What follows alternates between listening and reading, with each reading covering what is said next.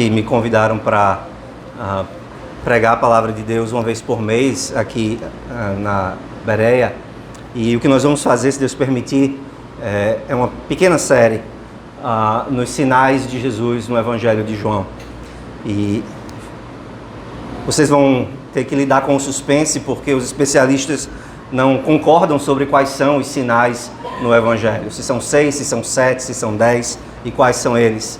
Então vocês não saberão até a próxima vez que eu pregar qual será o próximo sinal. Mas hoje, esse não há dúvidas, esse é o primeiro sinal. João assim o descreve, João capítulo 2, versículos de 1 a 11. Lembre-se que essa é a palavra do Senhor. 3 dias depois, houve um casamento em Caná da Galileia, achando-se ali a mãe de Jesus. Jesus também foi convidado com seus discípulos para o casamento. Tendo acabado o vinho, a mãe de Jesus lhe disse: eles não têm mais vinho. Mas Jesus lhe disse: mulher, que tenho eu contigo? Ainda não é chegada a minha hora. Então ela falou aos serventes: fazei tudo o que ele vos disser. Estavam ali 6 talhas de pedra que os judeus usavam para as purificações, e cada uma levava 2 ou 3 metretas. Jesus lhes disse: enchei de água as talhas, e eles as encheram totalmente. Então lhes determinou: tirai agora e levai ao mestre-sala. Eles o fizeram. Tendo o mestre-sala provado a água transformada em vinho, não sabendo de onde viera, se bem que o sabiam os serventes que haviam tirado a água, chamou o noivo e lhe disse: todos costumam pôr primeiro o bom vinho, e quando já beberam fartamente, servem o inferior. Tu, porém, guardaste o bom vinho até agora. Com este, deu Jesus princípio a seus sinais em Caná da Galileia. Manifestou a sua glória e os seus discípulos creram nele. Amém. Vamos orar ao Senhor mais uma vez. Pai, nós te louvamos porque Tu és o nosso pastor, o Deus que farta a nossa alma de bens, o Deus que enche o nosso cálice e o faz transbordar. Obrigado, ó Pai, porque Tu enviaste Jesus Cristo para, como bom pastor, fartar a nossa alma do melhor vinho. Ajuda-nos, ó Senhor, a ver a glória de Cristo nesse sinal. E ajuda-nos a, como Jesus pretendeu que esse sinal servisse, a exposição da Tua palavra sirva para nossa fé ser firmada somente em Cristo. É no nome dele que nós oramos. Amém. Irmãos, os maiores eventos da história, muitas vezes, eles têm pequenos começos. Se algum de vocês, crianças ou adolescentes, fazem homeschooling ou estudam numa escola cristã, eu tenho certeza que daqui a algumas semanas vocês estarão conversando sobre um tema muito importante, que é a celebração da Reforma Protestante. E qual é o dia em que nós celebramos a Reforma Protestante? 31 de outubro. Foi em 31 de outubro de 1517 que, pelo menos nós dizemos, a Reforma Protestante aconteceu. Mas o que foi que de fato aconteceu em 31 de outubro de 1517? Aconteceu algo muito pequeno. Lutero, um monge agostiniano, fixou ou publicou as suas 95 teses. Disse que ele fixou essas teses na porta da igreja do castelo de Wittenberg. Mas foi só isso que aconteceu de fato no dia 31 de outubro. As 95 teses eram apenas uma espécie de manifesto ou de proposta de debate pela qual Lutero esperava que ele conseguiria reformar alguns erros da Igreja Católica Romana. Foi só isso que aconteceu naquele dia. Foi apenas um convite para um debate entre monges e entre clérigos da Igreja Católica. A reforma, nos moldes que nós vemos acontecer depois, levou anos para, de fato, se consolidar. Foi só em 1521 que Lutero foi excomungado pelo Papa Leão. Foi somente em 1525, quase 10 anos depois, que a fé protestante foi formalmente adotada por uma igreja nacional na Prússia. E o título de protestante só surge em 1529, quando acontece a Dieta de Speyer. O que eu quero dizer com tudo isso é que aquilo que nós chamamos de o Dia da Reforma Protestante foi apenas o pequeno começo de uma série de eventos muito mais importantes e grandiosos que ainda iriam acontecer.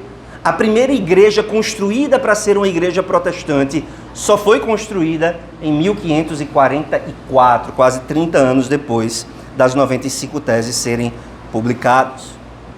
E como cristãos, nós às vezes temos esse desejo de ver o grandioso, de ver o glorioso, de ver o espetacular.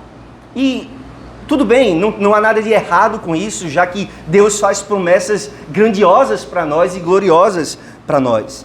Mas nós precisamos nos lembrar que até mesmo as obras mais grandiosas de Deus, muitas vezes começam pequenas. São pequenos começos que servem do pontapé inicial para muitas das grandes obras de Deus. E nós vamos ver que é um pequeno começo que acontece aqui nessa narrativa. O apóstolo João começa esse evangelho, o quarto evangelho, com uma mensagem de glória. Ele diz em João 1, verso 14, famosas palavras, que o Verbo se fez carne e habitou entre nós, e nós vimos a sua glória, glória como do unigênito do Pai. Mas o fato é que nos primeiros momentos do ministério de Jesus, essa glória foi vista apenas nos seus menores estágios. É somente com a morte e a ressurreição de Cristo que acontece de fato a grande manifestação. A grande manifestação da glória de Cristo em sua primeira vinda. Jesus passa o evangelho de João inteiro anunciando esse momento. Ele diz: eu, quando for levantado da terra, atrairei todos a mim mesmo. É no levantamento de Cristo, que é uma expressão que João usa para falar tanto da morte quanto da ressurreição, é nesse levantamento de Cristo que nós vemos a plena exibição da sua glória. Então é só no final do Evangelho, lá a partir do capítulo 18, que nós de fato vemos claramente a glória de Jesus. É só nos 3 ou 4 últimos capítulos de João que fica plenamente claro que esse homem chamado Jesus é exatamente quem ele disse que era. Ele é Deus encarnado, o Verbo manifestado na carne. Ele é o Cordeiro de Deus que tira o pecado do mundo. Ele é o eterno Filho de Deus, que é um com o Pai e com o Espírito Santo, que juntamente com o Pai e o Espírito é adorado e glorificado. Nós teríamos que ler todo o Evangelho de João para de fato ver a glória do unigênito Filho de Deus na sua plenitude. Mas o que acontece aqui no capítulo 2, nos versículos de 1 a 11, é o princípio da exibição da glória de Cristo. Jesus começa a mostrar a sua glória através do seu ensino e através das suas obras. E João basicamente gasta os 10 capítulos mostrando como a glória de Cristo se manifesta nesses sinais. A palavra sinal é muito importante no Evangelho. Você deve se lembrar que no final de João, ele diz: Jesus fez muitos outros sinais que não foram registrados nesse livro, mas estes que foram registrados para que vocês saibam, creiam que Jesus é o Filho de Deus e que, crendo, tenhas vida em seu nome. Os sinais são muito importantes para João, e os capítulos 2 a 12 são frequentemente chamados do livro dos sinais. Não porque todos os sinais necessariamente estão aqui, mas porque é nesses capítulos em que João vai descortinar para nós as obras de Cristo que mostram quem ele é. O nosso texto narra o primeiro desses sinais. E é um sinal glorioso, espetacular, mas ao mesmo tempo pequeno. Não acontece perante uma multidão, mas numa cerimônia privada de casamento. Não acontece de uma forma que todos veem o que aconteceu. Nós vamos ver que acontece de forma meio silenciosa e discreta. Só aqueles que lidaram diretamente com Cristo sabem o que está acontecendo, mas nem o cerimonialista ou o mestre-sala da festa entende o que está havendo e fica perplexo. É um sinal pequeno, mas ao mesmo tempo cheio de significado e importância. E nesse pequeno sinal nós temos os elementos fundamentais, as mais importantes características do ministério de Jesus. Nesse sinal nós aprendemos quem Jesus é e o que ele veio fazer.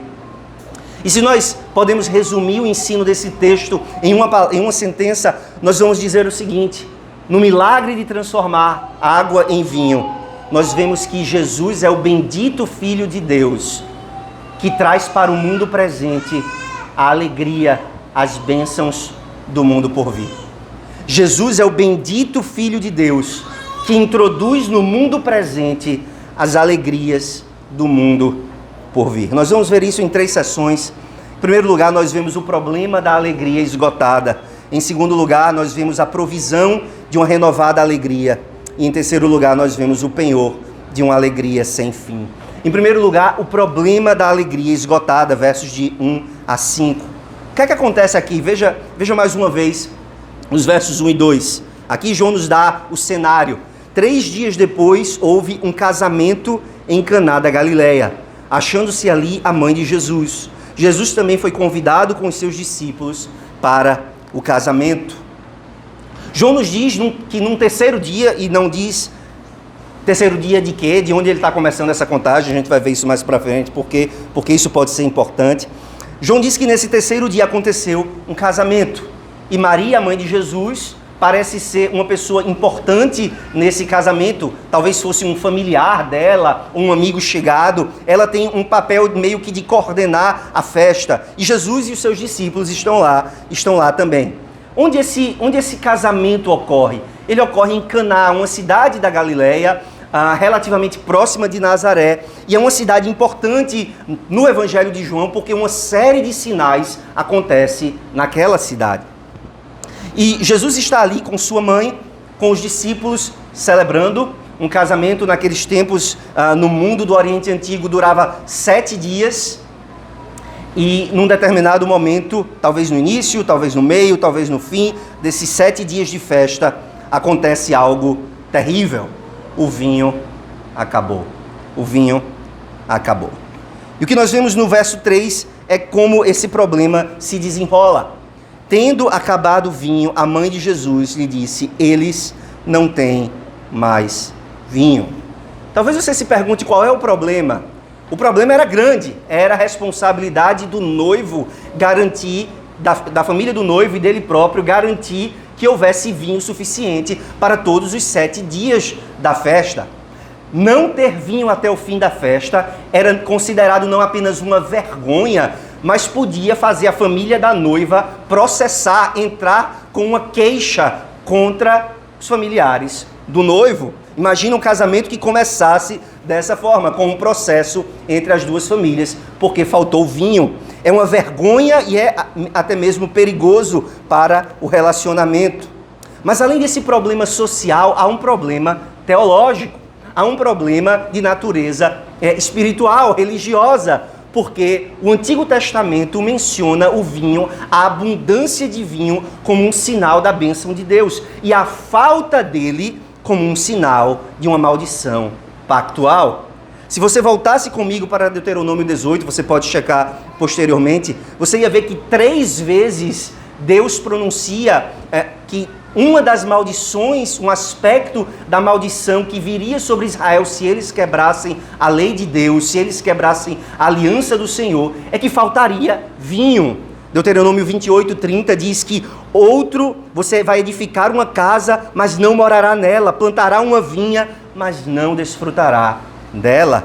O verso 39 diz: plantarás e cultivarás muitas vinhas, porém do seu vinho não beberás, nem colherás as uvas, porque o verme as devorará. E ainda no verso 51, ele diz que o cereal, o mosto, que é o fruto da videira, e o azeite desaparecerão da terra. por causa do pecado do povo. Então essa falta de vinho era um sinal da falta da bênção de Deus. Era um sinal não apenas da falta da alegria que o vinho simboliza, mas da alegria que vem de Deus por causa da sua bênção. E tendo acabado o vinho, Maria, que tinha um papel importante nessa celebração, ela vai até Jesus em busca de uma solução. E ela diz a Jesus: eles não têm mais vinho. A resposta de Jesus tem levado a muita discussão, porque parece uma resposta ríspida na maneira como está traduzida no nosso texto. Jesus diz: mulher, que tenho eu contigo? Ainda não é chegada a minha hora. Mas na verdade o título mulher não é um título desrespeitoso. É como aqui no Nordeste nós nos dirigimos a nossas mães como senhora, né? Era um título comum para se dirigir a pessoas, a mulheres mais velhas. Então Jesus se dirige a ela de uma forma respeitosa, talvez não carinhosa, não é mesmo um título carinhoso, mas é um título respeitoso. Mas o que vem em seguida é que é de fato intrigante. Jesus diz: o que tenho eu contigo? Essa é uma expressão que denota uma certa falta de comunhão, ou de um certo conflito de interesses, uma separação de interesses entre as duas partes. E num certo sentido, talvez você entenda que Jesus estava dizendo assim: isso não é problema meu. Mas na verdade é exatamente o contrário que Jesus está dizendo. Jesus está dizendo: mulher, esse problema é meu. Senhora, esse problema é meu e eu sei que eu preciso resolvê-lo, mas eu vou resolvê-lo nos meus termos e do meu modo. O que Jesus está fazendo é, de uma forma muito respeitosa, repreendendo a sua mãe, mas ao mesmo tempo chamando-a à fé nele. Você se lembra que Maria, além da mãe de Jesus, né, segundo a carne, ela também é uma serva de Jesus. E ela diz no seu famoso cântico no Evangelho de Lucas, ela tem Deus por Salvador. E Jesus é o Salvador de Maria, tanto quanto ele é o Salvador de todos nós.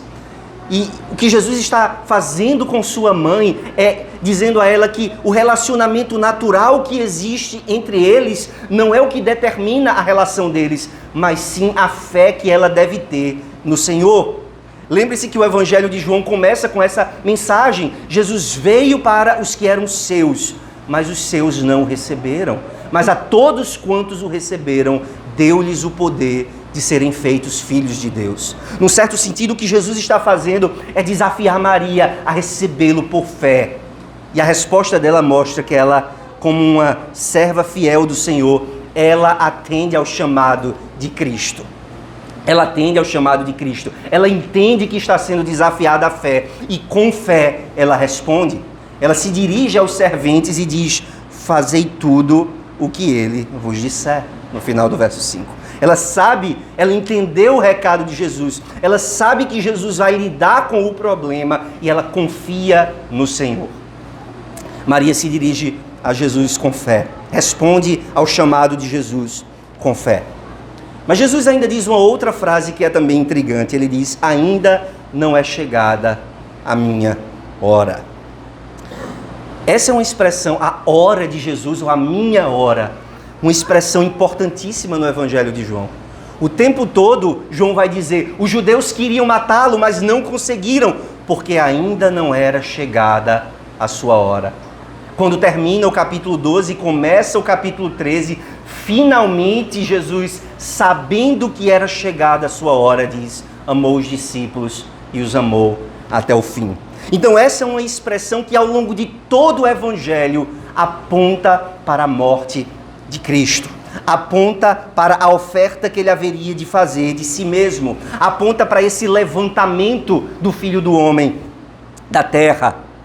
E é claro que aqui Jesus não está falando da sua morte diretamente, ele não vai esperar até a sua morte para resolver o problema da falta de vinho, mas a sua resposta sugere que ele tem um tempo perfeito, que ele tem o momento certo de fazer tudo e de que nada pode distraí-lo da sua verdadeira missão, que é oferecer a si mesmo como um sacrifício por aqueles a quem ele veio salvar.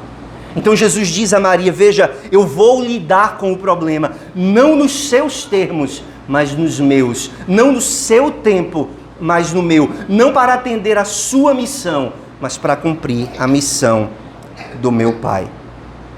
E Maria, como nós já dissemos, responde com fé. Esses versos de 1 a 5 que descrevem para nós o problema da alegria esgotada, eles já introduzem para nós um tema fundamental dos sinais de Cristo no Evangelho de João.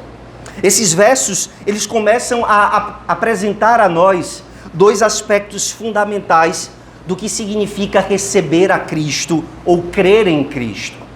E esses aspectos são, primeiro, é preciso vir a Cristo.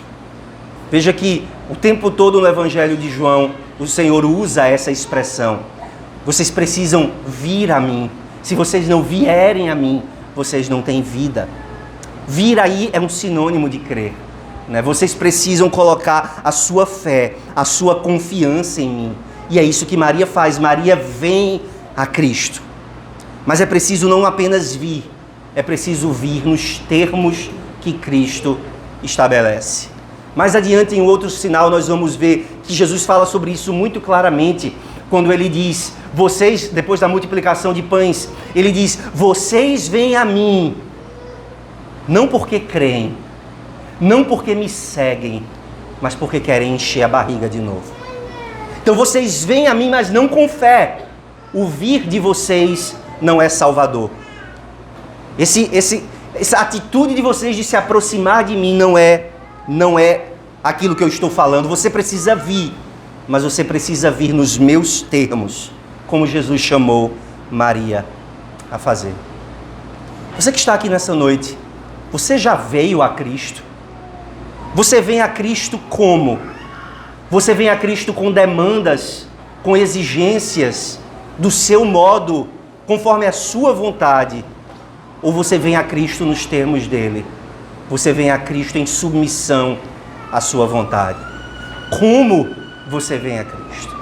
Crianças, vocês são trazidas à igreja pelos seus pais, mas vocês precisam vir a Cristo pela fé. Vocês precisam se aproximar de Cristo, amar a Cristo e servir a Cristo de coração. Assim como nós vemos Maria fazer aqui. Com humilde fé, ela se aproxima do Senhor, sabendo que Ele vai responder às suas necessidades. Depois de ter visto esse problema da alegria esgotada, nós agora vemos, a partir do verso 6 até o 10, a provisão de uma renovada alegria. Até esse ponto, se você nunca leu o Evangelho de João, você não sabe o que Jesus vai fazer. O verso 5 termina com Maria chamando os garçons e dizendo, façam o que ele mandar. E João, de certa forma, guarda o suspense por algum tempo. Veja o que diz o verso 6. Estavam ali 6 talhas de pedra que os judeus usavam para as purificações, e cada uma levava 2 ou 3 metretas. Jesus lhes disse, enchei de água as talhas, e eles as encheram totalmente. Então lhes determinou, tirai agora e levai ao mestre-sala. E eles o fizeram. Veja que a cena de repente muda de foco.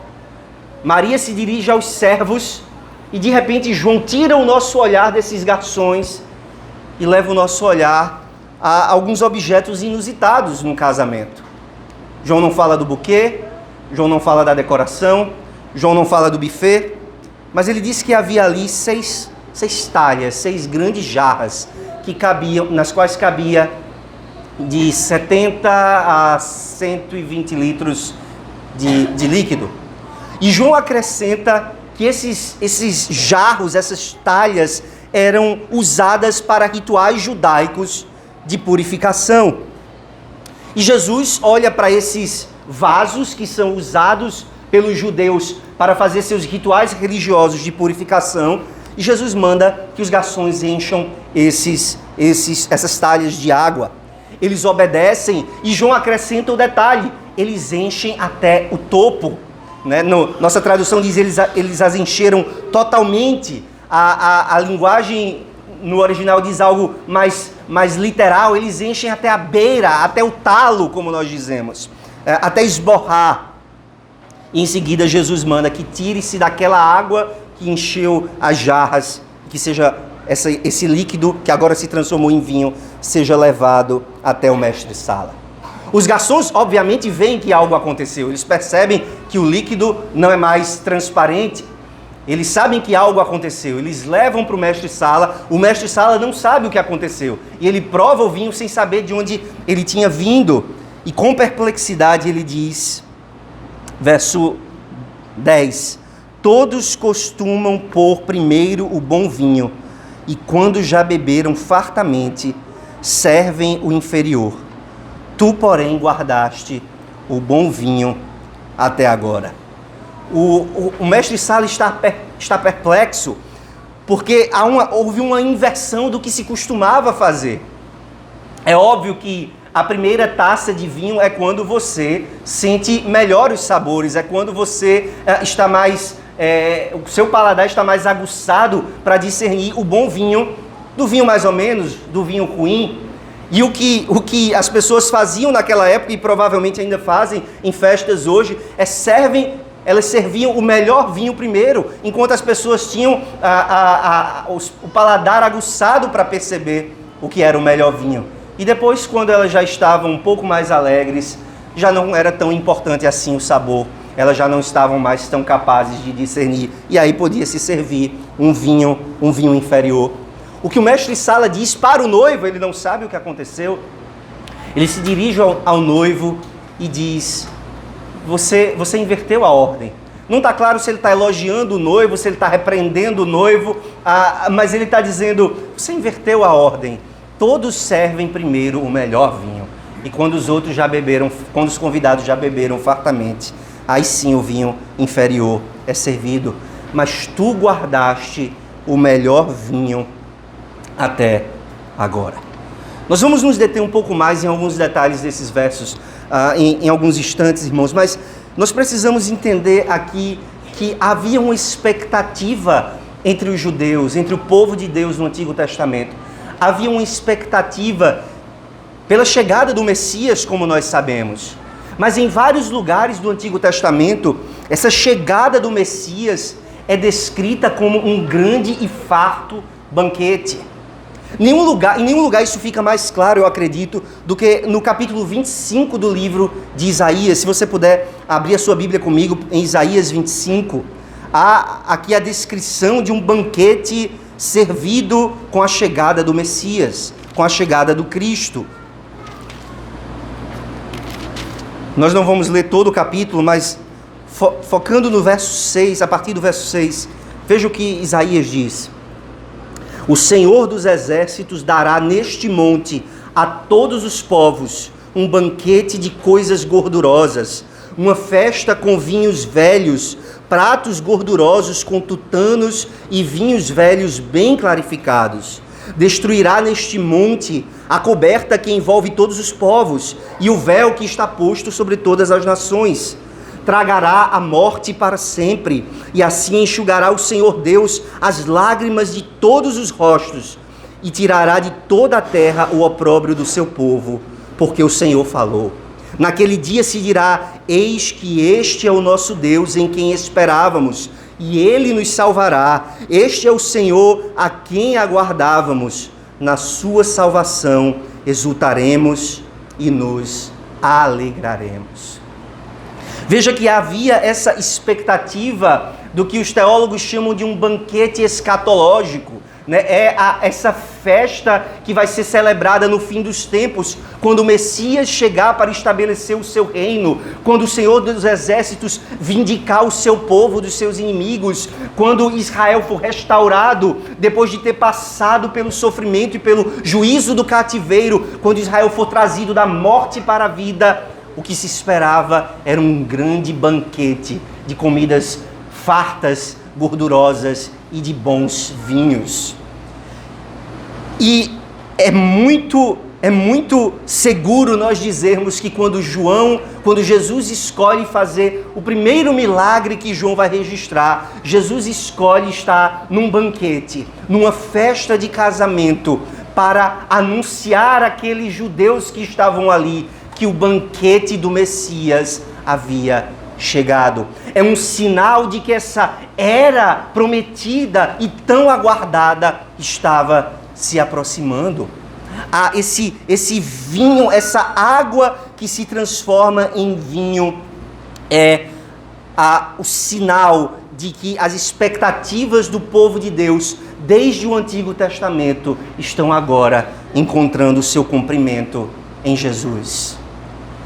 E nós, irmãos, precisamos aprender a ler o Antigo Testamento dessa forma, esperando encontrar as promessas do reino de Jesus Cristo, e encontrando essas promessas, pensar e meditar sobre como essas promessas estão já cumpridas. Isaías 25 fala desse banquete e diz que nesse banquete um véu que estava cobrindo os olhos das nações seria removido. O que é esse véu que cobria os olhos das nações? Era o engano de Satanás, o poder do diabo. E Jesus Cristo, como aquele que amarrou o valente, removeu esse véu. E o Evangelho, a mensagem da salvação, que antes estava restrita ao povo judeu, agora se espalhou pelos 4 cantos da terra. O que é que está acontecendo agora neste lugar em que nós estamos celebrando, cultuando ao Deus de Israel? Nós estamos aqui porque o Messias veio, removeu o véu do engano das nações e abriu os nossos olhos para vermos a sua glória. Nós já estamos nesse banquete, por assim dizer. O Senhor, que era tão esperado em Isaías 25, essa visitação do Senhor dos Exércitos já aconteceu. E na salvação do Senhor nós nos alegramos e exultamos. Mas ao mesmo tempo, nós precisamos reconhecer que algumas dessas promessas de Isaías 25 ainda não se cumpriram, ou pelo menos nós ainda não vemos o seu pleno cumprimento. Isaías diz que a morte será tragada para sempre, e que o Senhor enxugará as lágrimas do seu povo e tirará da terra a vergonha do seu povo. É claro, irmãos, que essa promessa, nós ainda aguardamos o seu pleno cumprimento. Nós ainda choramos, nós ainda lidamos com a morte. Hoje, entre um culto da manhã e um culto da noite, eu fui participar de um culto fúnebre de um querido irmão que faleceu rapidamente, repentinamente.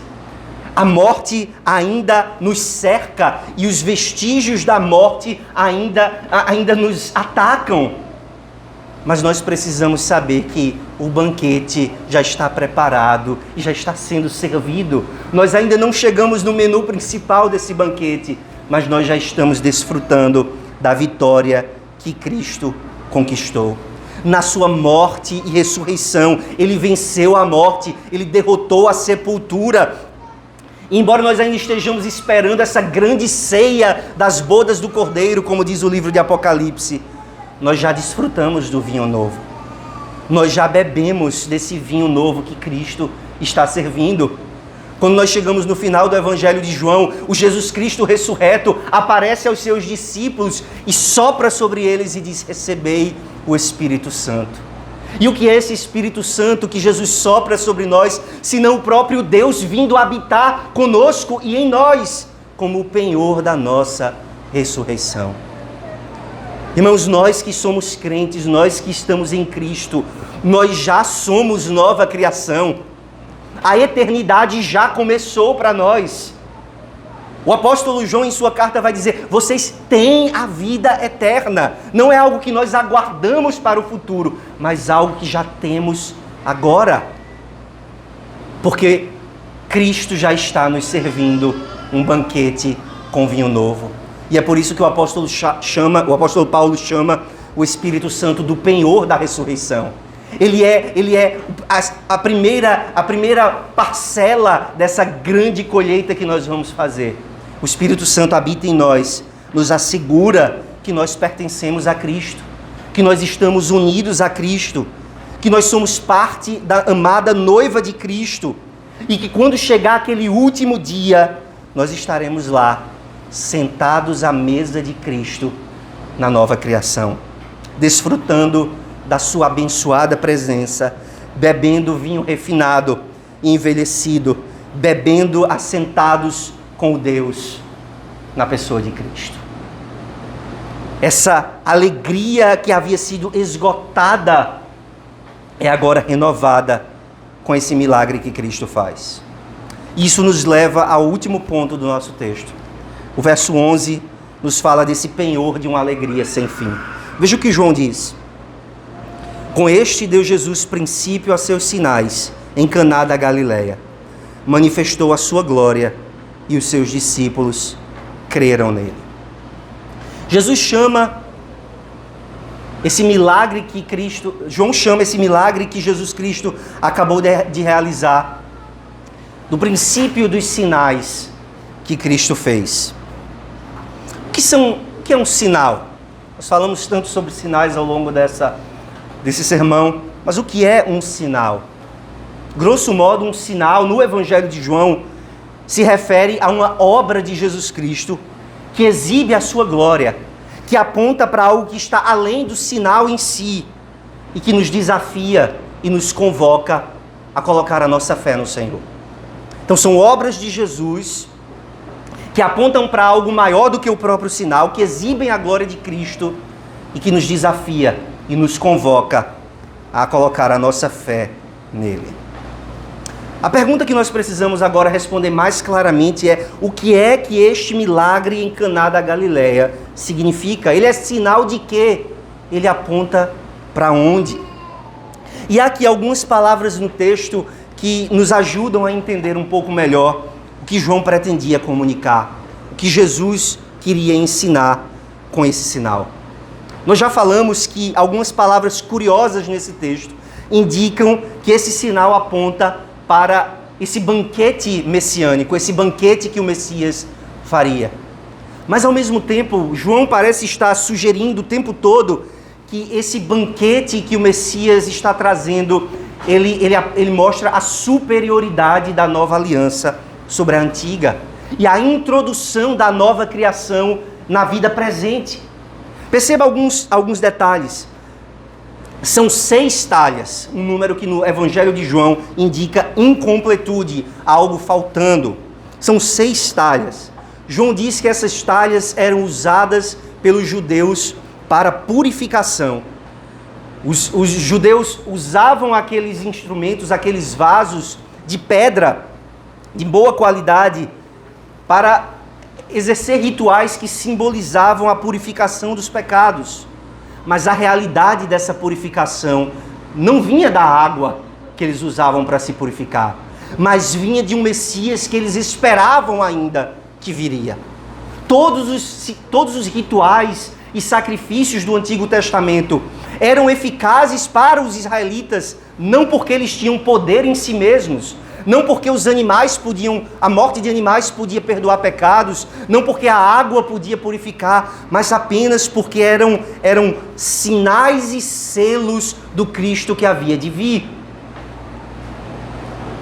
E agora Cristo veio, e aqueles sinais se mostram inadequados. Aqueles instrumentos, mesmo os de pedra, os jarros de pedra que não precisavam ser quebrados após a serem contaminados, mesmo eles não são adequados para essa purificação que Cristo veio realizar. Um outro elemento desse texto que nos ajuda a entendê-lo é esse contraste entre o vinho novo e o velho, entre o vinho inferior e o vinho superior. Esse contraste indica que Jesus Cristo é o bendito Filho de Deus que vem trazer superiores promessas por meio de uma superior aliança. Ele vem introduzir no mundo presente as bênçãos do mundo por vir, as alegrias da nova criação. Agora me entenda bem, eu não estou dizendo que o que Jesus vem fazer é substituir o Antigo Testamento pelo Novo. Não é uma substituição, mas um cumprimento, uma realização. O que Jesus está fazendo é juntar todas essas expectativas que o povo de Deus nutriu através da palavra de Deus e dizer: essas promessas se cumprem em mim. Essas expectativas apontam para mim. Então é um sinal da superioridade da nova aliança e da introdução de uma nova de uma nova criação. Mas existe um outro elemento que nós precisamos trabalhar. Esse texto também contém alguns gatilhos, vamos chamar assim, que mostram uma íntima conexão entre esse milagre e o último sinal. Eu vou ter de dar spoiler. Qual é o último sinal? O último sinal é a própria morte e ressurreição de Cristo nos capítulos 18 a 20. Existe uma íntima conexão entre a transformação da água em vinho e a morte e ressurreição de Cristo. Eu vou enumerar alguns que um estudioso do Evangelho de João menciona. A mãe de Jesus só aparece 2 vezes em todo o Evangelho. Aqui e no capítulo 19, na cena da crucificação. Nos 2 momentos em que ela aparece, Jesus a chama de mulher. Segundo, Jesus fala da sua hora, da chegada da sua hora. E lá no capítulo 19, verso 27, ele é finalmente levantado da terra. A sua hora chegou. O vinho está presente nos 2 relatos. Aqui como um bom vinho que traz alegria. Lá como um vinho azedo que o Senhor prova na cruz. Ambos os relatos falam de purificação de pecados. Aqui a menção está nas talhas que Jesus usa para fazer o milagre. E lá, quando o soldado perfura o lado de Jesus, flui água e sangue. E o apóstolo João, quando escreve a sua carta, vai dizer que essa água e esse sangue são para a purificação dos nossos pecados. Essa purificação se dá pela morte de Jesus na cruz. E ainda, irmãos, o milagre ocorre no 3º dia. Os teólogos, os comentaristas brigam para dizer quando foi esse 3º dia, que dia da semana era. Alguns dizem que era o 5º, outros que era o 6º, outros que era o 7º, outros que era o 8º dia, o primeiro dia da semana. Eu acredito que a ambiguidade é proposital e que João diz, porque a nossa tradução diz 3 dias depois, mas na verdade literalmente no 3º dia. E o que é que nos lembra dizer a expressão no 3º dia? É o dia em que Jesus ressuscitou dentre os mortos. Essa expressão imediatamente nos leva para a ressurreição. O que é que João então está comunicando ao relatar esse sinal de Cristo dessa forma? Esse vinho novo que Cristo vem trazer é um símbolo da nova vida que nós temos nele. É um símbolo das bênçãos da nova criação. E essas bênçãos são conquistadas por Jesus através da sua morte e ressurreição. É quando o seu lado é ferido e é quando o nosso Senhor entrega a sua vida no madeiro que ele conquista para nós a purificação dos pecados. E é quando ele ressurge dentre os mortos ao 3º dia que ele nos traz junto consigo e nos introduz na nova criação. Ele nos introduz na era do Espírito. Quando Jesus sopra o Espírito sobre os discípulos, ele está dizendo: agora vocês estão comigo, fazendo parte da nova ordem, do novo mundo que eu criei em mim mesmo. E o que é que João quer que a gente faça com tudo isso? Ele diz: esse é o princípio dos sinais. O que é que ele quer que a gente veja? Ele diz no verso 11 que Jesus manifestou a sua glória. O que é que você deve ver quando você ver esse milagre? O que é que deve prender a sua atenção quando você medita nesse sinal? É na glória de Jesus. A glória de Jesus se manifestou nesse sinal. O que é que Jesus está mostrando? Que aspecto da sua glória nós vemos? Nós vemos que ele é o Messias, aquele que traz esse banquete escatológico.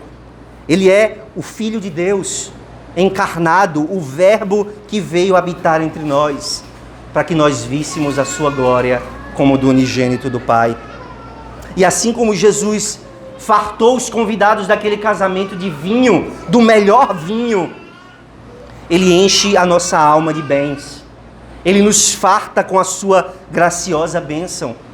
E é isso que João diz alguns versos antes, em João 1,16. Da sua plenitude temos nós todos recebido e graça sobre graça.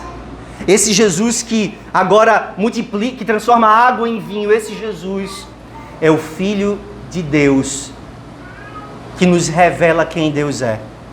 Quando nós olhamos para Ele, nós vemos o Pai. E através do sangue purificador de Cristo, Ele traz bênçãos, não só para o povo judeu, mas para todas as nações. A todos quantos o receberam, deu-lhes o poder de serem feitos filhos de Deus, a saber, aos que creem no seu nome. O que é que esse sinal significa então? Ele nos ensina sobre essa purificação que Jesus operou na cruz, que nos traz nova vida, que nos faz nova criação e nos mostra que o próprio Filho de Deus é o Deus bendito para todos sempre. Mas há um detalhe nesse texto que deve nos desafiar. João termina dizendo que os discípulos creram nele. E à medida que o Evangelho de João avançar, vai ficar mais claro para nós que os sinais de Jesus que foram dados para que nós creiamos nele, muitas vezes se tornaram uma pedra de tropeço para aqueles que não tinham fé. A fé é um dom de Deus. E sinais nunca criam fé. Só o Espírito Santo cria fé. O Espírito usa os sinais para criar fé nos eleitos, sim. Mas os sinais em si não criam a fé. Às vezes as pessoas dizem, se Deus aparecesse para mim de uma forma visível, se Ele falasse comigo de uma forma audível, eu creria. Por que eu vou crer na Bíblia? Por que eu vou crer no pastor pregando? Se Deus existisse, Ele falaria comigo de uma forma mais clara. A verdade é que Deus se fez carne, habitou entre nós, e mesmo tendo Deus encarnado na cara deles, as multidões não creram em Jesus. João diz, os seus discípulos creram nele. E esse é o desafio que fica para nós hoje. Nós cremos mesmo em Cristo. Quando nós meditamos na palavra de Deus, meditamos nos sinais que Cristo fez e vemos tanta evidência da glória de Cristo, nós temos de fato fé naquilo que nós lemos. Como eu sei se eu tenho essa fé ou não? A fé verdadeira não para no sinal, mas vai para onde esse sinal aponta. Se você pega a BR e vê uma placa para João Pessoa, você não para na placa, se você quer chegar a João Pessoa, mas você continua dirigindo até chegar ao destino. Nós nunca devemos parar nos sinais, mas dos sinais ir para aquele para quem os sinais apontam. O próprio Filho de Deus, o próprio Jesus Cristo, é a bênção simbolizada pelo vinho.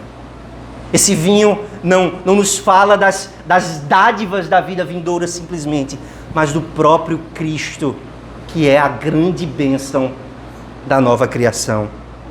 O próprio Deus é ao mesmo tempo doador e a maior dádiva. E nós somos chamados a não nos contentar com as dádivas que Deus nos dá, mas com o próprio doador. Nós somos chamados a crer em Cristo, não apenas para beber o vinho ou para comer o pão, mas para de fato termos comunhão com Ele na sua presença.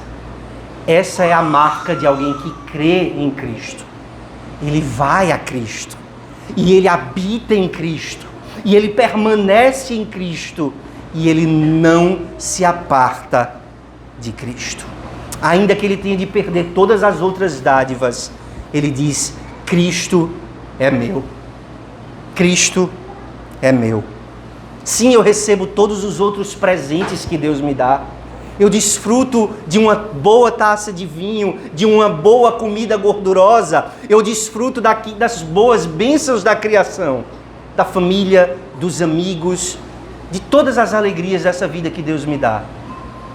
Mas a minha verdadeira alegria está no Senhor. E se eu perdesse tudo, tendo Cristo, nada me falta. Mas sem Cristo, tendo tudo, eu não teria nada. O Senhor é o meu pastor, de nada terei falta. Eu estou pronto a abandonar as bênçãos menores para ter aquele que é a bênção perfeita de Deus, o próprio Jesus Cristo. Esse milagre que acontece em Caná é um pequeno sinal. Ele é como a fixação das 95 teses em 31 de outubro de 1517. Foi um pequeno começo e um estranho começo de algo muito maior que Cristo viria fazer. Ele ainda vai realizar muitos sinais, muitos outros sinais ao longo desse evangelho. Ele vai ensinar muita coisa, ele vai mostrar a sua glória de tantas e tantas maneiras. Ele ainda vai mostrar a sua glória da forma mais espetacular possível, quando ele for levantado da terra na cruz. Mas nesse pequeno sinal, nós já somos desafiados. Somos chamados a entender o significado e a importância do sinal. E aqueles que entendem o sinal, veem a glória de Cristo. E pelo Espírito creem que Ele é o Filho de Deus. Jesus é o bendito Filho de Deus, que introduz no mundo presente as bênçãos do mundo por vir. Irmãos, aproximemo-nos de Jesus nos termos que Ele estabelece.